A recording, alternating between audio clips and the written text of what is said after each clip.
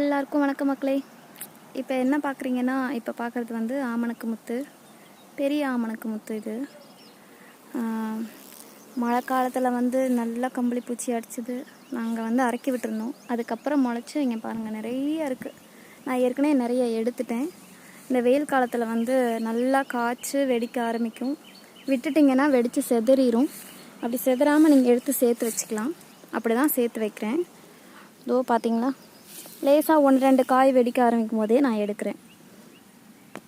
இப்போ எடுத்துகிட்டு வந்ததை வெயிலில் வச்சுருக்கேன். ஓகே, இது வந்து ஏற்கனவே எடுத்து காய வச்சு எடுத்து வச்சுருக்க முத்து. இதில் வந்து முத்து தனியாக பிரிக்கலை. இது ஏன் நான் இந்த இதெல்லாம் சேர்த்துட்ருக்கேன் அப்படின்னா, ஆமணக்கு எண்ணெய் எடுக்கிறதுக்காண்டி. வெளியில் இருக்க எண்ணெய்கள்லாம் வந்து அது பாட்டிலே எழுதியிருக்கு, உள்ளுக்கு எடுத்துக்கக்கூடாது, வெளியில் மட்டும் யூஸ் பண்ணணுன்னு எழுதியிருக்கு. அதனால் அப்படின்னா ஏதோ ஒரு ப்ராப்ளம் இருக்குன்னு தானே அர்த்தம். அதனால தான் நாமளே தயாரிச்சுக்கலான்னு